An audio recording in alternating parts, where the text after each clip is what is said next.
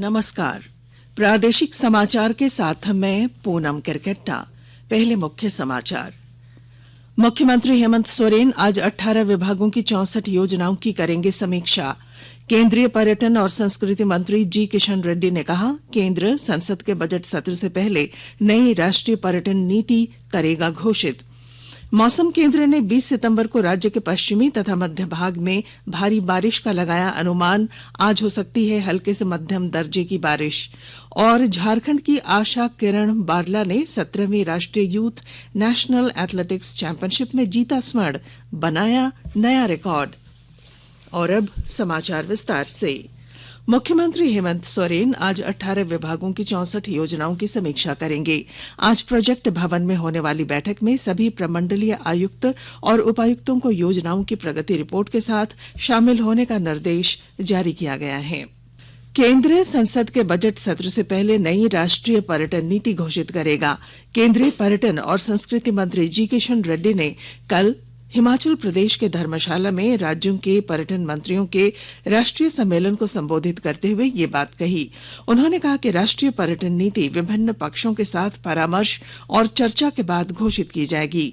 राज्य पर्यटन मंत्रियों का 3 दिनों का राष्ट्रीय सम्मेलन कल हिमाचल प्रदेश के धर्मशाला में शुरू हुआ।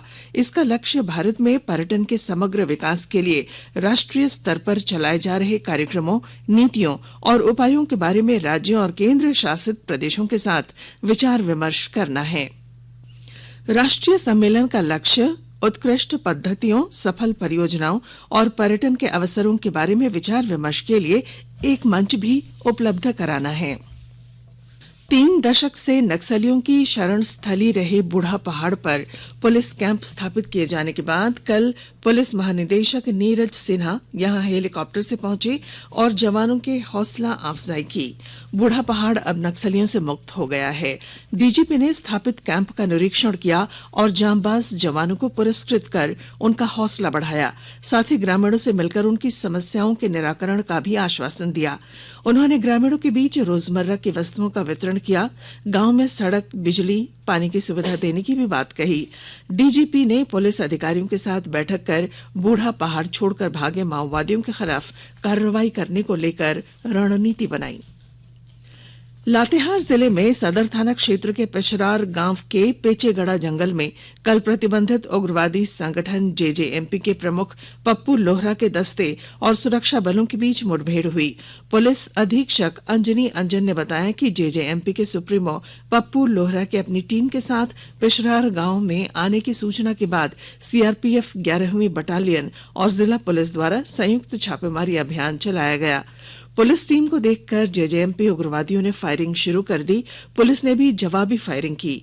मुठभेड़ के बाद पुलिस ने जंगल से एक राइफल, मैगजीन सहित 500 राउंड गोलियां और कई सामान बरामद किए। आकाशवाणी अनूठी पहल के साथ स्वतंत्रता के 75 वर्ष का उत्सव मना रहा है। इसका शीर्षक है आजाद भारत की बात आकाशवाणी के साथ।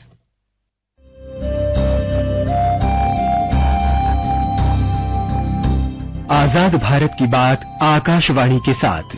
स्वतंत्रता के 75 वर्ष का उत्सव, जीवंत यात्रा की स्मृतियां, स्वतंत्र भारत की उपलब्धियां और कुछ रोमांचक पल। तो आप भी जुड़िए और सुनना न भूलें। 15 अगस्त से प्रतिदिन हमारे एफएम गोल्ड 100.1 और दूसरे चैनलों पर आजाद भारत की बात आकाशवाणी के साथ। केंद्रीय रेल राज्य मंत्री राव साहेब पाटिल दानवे 3 दिवसीय दौरे पर कल साहिबगंज पहुंचे। श्री दानवे आज से 21 सितंबर तक कई कार्यक्रमों में हिस्सा लेंगे। Shri Danve multi modal terminal, Ganga पुल तथा राजमहल लोकसभा क्षेत्र के सभी कार्यकर्ताओं के साथ भोगनाडीह भी जाएंगे और सिद्धो कान्हू के वंशजों से भी भेंट करेंगे। उपराष्ट्रपति जगदीप धनखड़ ने कहा है कि सभी संस्थानों द्वारा संवैधानिक प्रावधानों का पालन करना शक्तियों के पृथक्करण के सिद्धांत का अभिन्न अंग है। जबलपुर में न्यायमूर्ति जेएस वर्मा स्मृति व्याख्यान में श्री धनखड़ ने कहा कि निर्विवाद रूप से लोकतंत्र समृद्ध तब होता है जब सभी संवैधानिक संस्थानों के बीच अच्छा समन्वय हो। उन्होंने कहा कि इस पहलू पर ध्यान देने से जवाबदेही और पारदर्शिता बढ़ेगी। सार्वजनिक क्षेत्र में न्यायाधीशों की आलोचना करने का उल्लेख करते हुए उपराष्ट्रपति ने इस पर रोक लगाने का आह्वान किया। उन्होंने कहा कि यह निंदनीय है और अगर विधि के शासन का प्रभुत्व बनाए रखना है तो इसे स्वीकार नहीं किया जा सकता। उन्होंने कहा कि सभी देशवासियों को इस बात का एहसास होना चाहिए कि कोई भी व्यक्ति कानून से ऊपर नहीं है। आकाशवाणी के ताजा तरीन समाचारों के लिए आप हमारी वेबसाइट newsonair.com पर लॉग ऑन कर सकते हैं। ताजा समाचार Twitter handle @AIR News Alerts और Facebook page all India radio news पर भी उपलब्ध है। आप प्रादेशिक समाचार एकांश के ट्विटर हैंडल @AIR News_Ranchi और फेसबुक, इंस्टाग्राम पेज तथा YouTube channel AIR News Ranchi पर भी हमारे बुलेटिन सुन सकते हैं। प्रादेशिक समाचार आप आकाशवाणी रांची से सुन रहे हैं और अब पेश हैं कोरोना से बचाव के कुछ संदेश।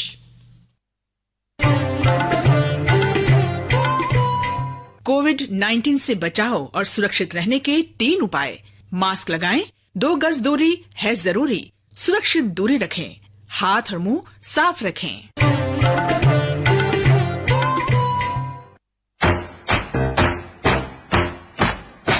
चलो मिलकर एक शुरुआत करें, चलो एक फैसला आज करें, मास्क नहीं तो टोकेंगे, कोरोना को रोकेंगे, चलो एक वादा करते हैं, चलो एक वादा करते हैं, मास्क नहीं तो टोकेंगे, कोरोना को रोकेंगे।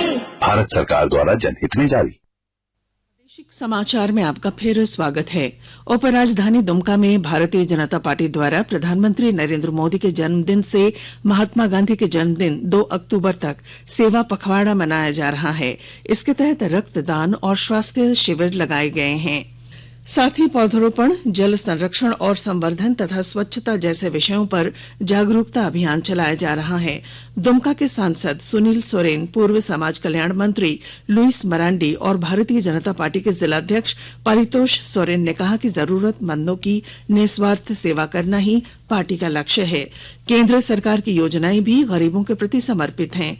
जिले के रामगढ़, मसलिया, शिकारीपाड़ा, जामा, सरैयाहाट और राणेश्वर प्रखंड में भी सेवा पखवाड़ा मनाया जा रहा है। दुमका जिले के राजस्व उप निरीक्षक 11 सूत्री मांगों को लेकर 16 सितंबर से अनिश्चितकालीन हड़ताल पर हैं। राजस्व उप निरीक्षक संघ की दुमका जिला इकाई के सचिव अवनी कुमार वाजपेयी ने बताया कि 2019 में राजस्व उप निरीक्षकों ने राज्य स्तरीय सामूहिक हड़ताल की थी, जिसके बाद सरकार ने इनकी मांगों को पूरा करने को लेकर समझौता किया था, लेकिन अब तक इनकी मांगों की पूर्ति नहीं हुई है। उन्होंने कहा कि अराजपत्रित कर्मचारी महासंघ भी उनकी हड़ताल को नैतिक समर्थन दे रहा है। मत्स्य पालन कर हजारीबाग के किसान आत्मनिर्भर हो रहे हैं। 5000 से अधिक किसान प्रत्यक्ष और अप्रत्यक्ष रूप से इससे लाभान्वित हो रहे हैं। ब्यौरे के साथ हमारे हजारीबाग संवाददाता। हजारीबाग में किसान मत्स्य पालन कर आत्मनिर्भर बन रहे हैं। केज कल्चर हाल के वर्षों में काफी लोकप्रिय होता जा रहा है। विभाग भी इस तकनीक को प्रोत्साहित कर रहा है। यही कारण है कि हजारीबाग जिले के कई प्रखंडों में सैकड़ों मत्स्य पालक केज कल्चर से आर्थिक संपन्नता पा रहे हैं। विशेष रूप से अगर जिले के बरही, बरकट्ठा, विष्णुगढ़, टाटीझरिया और डाडी प्रखंड की बात की जाए तो यहाँ केज बैटरी की करीब 500 से अधिक इकाइयां संचालित हो रही हैं। जिले में सैकड़ों की संख्या में मत्स्य पालक प्रत्यक्ष रूप से इसका लाभ ले रहे हैं। हजारीबाग के जिला मत्स्य पदाधिकारी प्रदीप कुमार का कहना है कि निश्चित रूप से जिले में केज कल्चर की सहायता से मत्स्य उत्पादन में उत्साहजनक बढ़ोतरी हुई है। इससे मत्स्य पालकों में आर्थिक संपन्नता आ रही है। वहीं वर्षा कम होने के बावजूद मत्स्य पालन का व्यवसाय काफी लाभ दे रहा है। गौरव प्रकाश, आकाशवाणी समाचार, हजारीबाग। मौसम केंद्र के अनुसार 20 सितंबर को राज्य के पश्चिमी तथा मध्य भाग और आसपास कहीं कहीं भारी बारिश हो सकती है। आज कहीं कहीं हल्के से मध्यम दर्जे की बारिश की संभावना है। बंगाल की खाड़ी में साइक्लोनिक सर्कुलेशन बनने के कारण ऐसा हो रहा है। इसका असर राज्य के कुछ हिस्सों में होगा। राज्य में 24 सितंबर तक कहीं कहीं बारिश हो सकती है। सरायकेला खरसावां जिले के नीमडीह थाना क्षेत्र के सामानपुर गांव के चिरुगोड़ा टोला में कल तालाब में नहाने के दौरान एक महिला को उसके पति ने पानी में डुबोकर मार डाला। 2 महीने पहले ही इस महिला ने संतोष महली के साथ प्रेम विवाह किया था। आरोपी संतोष फरार है। पुलिस मामले की छानबीन कर रही है। पश्चिमी सिंहभूम जिले में कल शाम वज्रपात से एक व्यक्ति की मौत हो गई। यह घटना टोंटो थाना क्षेत्र के गुंडीपोसी गांव की है। सोनाराम नाम के एक 50 वर्षीय व्यक्ति की मौत मवेशी चराने के दौरान मूसलाधार बारिश शुरू होने और इसी दौरान वज्रपात की चपेट में आने से हो गई। दुमका जिले के सरैया हाट थाना क्षेत्र की सरैया बस्ती से पुलिस ने अवैध गांजा के साथ एक व्यक्ति को गिरफ्तार किया है। गांजा कारोबारी के घर से 1 किलो 890 ग्राम गांजा बरामद किया गया। इस संबंध में सरैयाहाट थाने में प्राथमिकी दर्ज की गई है। सरैयाहाट थाना प्रभारी प्रवीण कुमार ने बताया कि यह गिरफ्तारी देवघर जिले के कुंडा थाना क्षेत्र में गिरफ्तार एक आरोपी की निशानदेही पर की गई। 17वीं राष्ट्रीय यूथ नेशनल एथलेटिक्स चैंपियनशिप में आशा किरण बारला ने फाइनल में 2 मिनट 8 सेकंड के साथ नया मीट रिकॉर्ड बनाते हुए 800 मीटर बालिका वर्ग में स्वर्ण पदक जीता। आशा झारखंड भाटिया अकादमी की प्रशिक्षु हैं। चैंपियनशिप भारतीय एथलेटिक्स संघ द्वारा 17 से 19 सितंबर तक टीटी नगर भोपाल में आयोजित थी। इसके साथ ही आशा अक्टूबर में कुवैत में होने वाली एशियन यूथ एथलेटिक्स चैंपियनशिप के लिए भी क्वालिफाई कर गईं। वहीं पूर्वी सिंहभूम के आई सोबित बालक 800 मीटर में 7वें स्थान पर रहे। इनके अलावा लंबी कूद में मंजूषा तिग्गा 8वें स्थान पर रहीं। महिला क्रिकेट में भारत ने 3 मैचों की श्रृंखला के पहले एक दिवसीय अंतर्राष्ट्रीय मैच में इंग्लैंड को 7 विकेट से हरा दिया।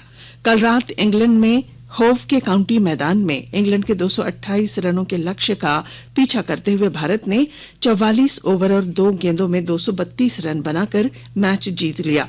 इसके साथ ही 3 मैचों की श्रृंखला में भारत ने 1-0 की बढ़त ले ली। भारत की ओर से स्मृति मंधाना ने सबसे अधिक 91 रन बनाए। कप्तान हरमनप्रीत कौर 74 रन बनाकर नॉट आउट रहीं। स्मृति मंधाना को प्लेयर ऑफ द मैच घोषित किया गया। दूसरा एक दिवसीय अंतर्राष्ट्रीय मैच बुधवार को कैंटरबरी के सेंट लॉरेंस मैदान पर खेला जाएगा। भारतीय पहलवान और ओलंपिक पदक विजेता बजरंग पूनिया ने कल विश्व कुश्ती चैंपियनशिप में पुरुषों के 65 किलोग्राम भार वर्ग में कांस्य पदक जीता। सर्बिया के बेलग्रेड में उन्होंने प्योर्टो रिको के सेबेस्टियन सी रिवेरा को 11-9 से हरा दिया। 2013 में कांस्य पदक से शुरू कर इस चैंपियनशिप में पूनिया का यह चौथा पदक है। उन्होंने 2018 में रजत और 2019 की चैंपियनशिप में कांस्य पदक जीता।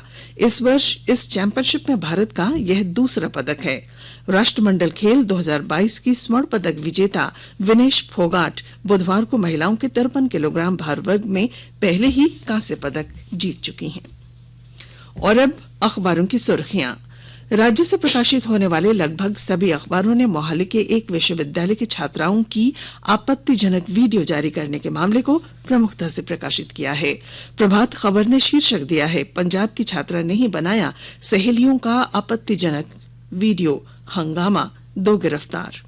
इसके साथ ही राष्ट्रीय यूथ नेशनल एथलेटिक्स चैंपियनशिप में आशा किरण बारला की जीत को शीर्षक दिया है, एक रिकॉर्ड के साथ आशा ने जीता स्वर्ण।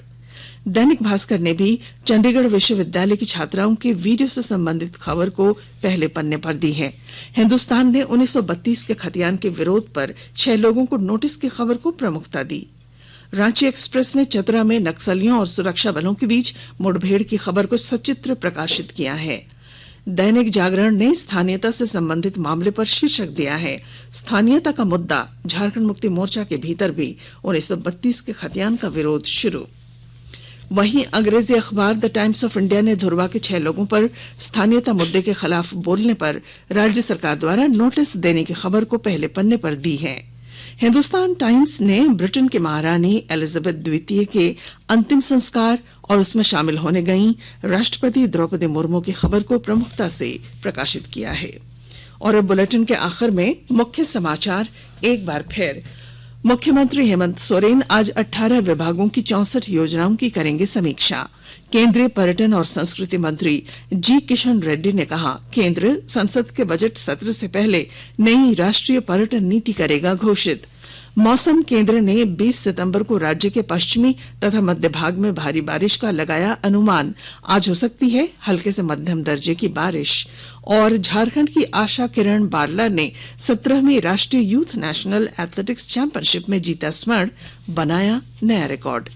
और इसके साथ ही आकाशवाणी रांची से प्रादेशिक समाचार का ये बुलेटिन समाप्त हुआ। नमस्कार।